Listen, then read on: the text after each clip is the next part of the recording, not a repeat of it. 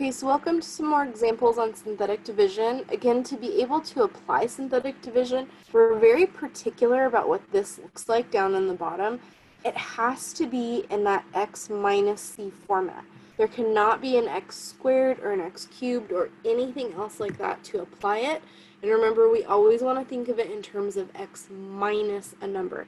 So for our particular case, that's minus -2, or some people just remember use the opposite sign. Again, go with what works for you. Okay, so let's set this up. I've got a -2 out here, right? And I want to write my coefficients. Again, I want to make sure I'm not skipping any coefficients. So we go from 3 to 2. This is a 1, and again, your constant or x to the 0 if you like.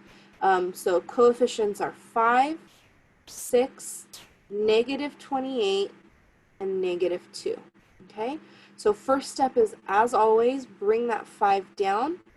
Second step is to multiply 2 times 5 to -2, excuse me, to get -10. Add the 6 and the -10 for a -4. Multiply 2 times -4, excuse me, -2 times -4 for a +8. Add that to -28 for a -20. Multiply by -2 for a +40. And for our remainder value, add these two to get 38. So what does this mean? Well, this means that our quotient, when this division happens, right, or you can even think of this as this is equal to, right? Remember, I go down a degree, so if this is 3, I get 5x squared, 1 less than this up here, right? Minus 4x minus 20, and you could say plus 38 over that same denominator, x plus 2. You could also say 5x squared minus 4x minus 20 with a remainder of 28. Again, a lot of this just depends on the context of the question, whether it asks you to just type in the remainder or to include it like we do right here. We'll do another example right now. So same question, we want to divide this function by this binomial over here. We need to focus in on what the number is, right? What this number on the outside is going to look like. So for this particular polynomial, for this binomial specifically, right, if I want to think of this in terms of x minus c, I need to be using x minus -3. So the value that's out here is a -3. And then I'm going to go through and I'm going to write my coefficients. I want to point out on this one, notice we go from x to the 4th down to x squared. So here we're missing x to the 3rd power. Do we see that? So sometimes the way that we think of this, and let me just erase this and we'll write it again, but sometimes the way that we think of this is let f of x be that -x to the 4th, and then we actually add in 0x to the 3rd plus that 3x squared minus 4x minus 5.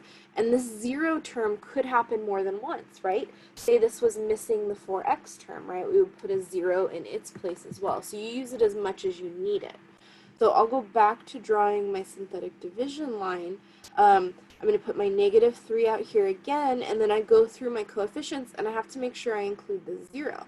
So we'll start off, again, this is a 1, right? So -1, 0 for x cubed, 3 for x squared, -4 for x, and -5 as our constant, okay?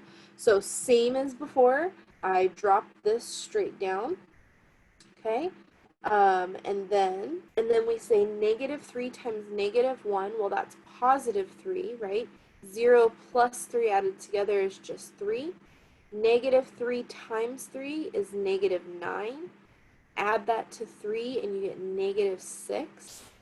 -3 times -6 is going to be 18.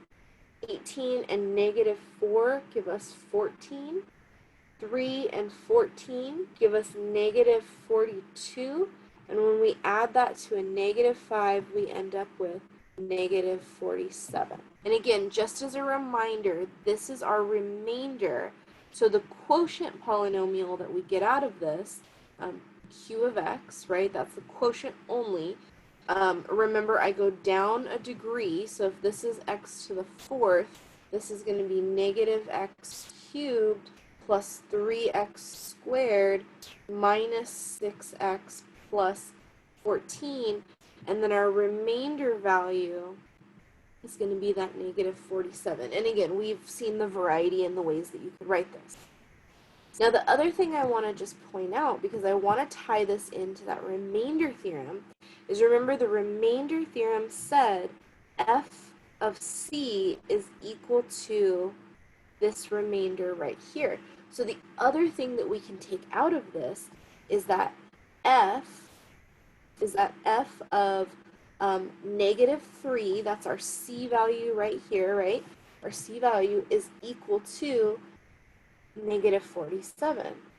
This is a really cool trick because, again, synthetic division is pretty fast, right? So imagine some of those polynomials we were dealing with in previous sections, or even just ones ahead of us that we'll be dealing with. Anytime you're asked for a function value, you can use synthetic division, and sometimes that's faster, right? Especially if the polynomial is kind of lengthy or kind of ugly. You can just do this, and it's a little bit quicker, okay? All right, I will see you in the example.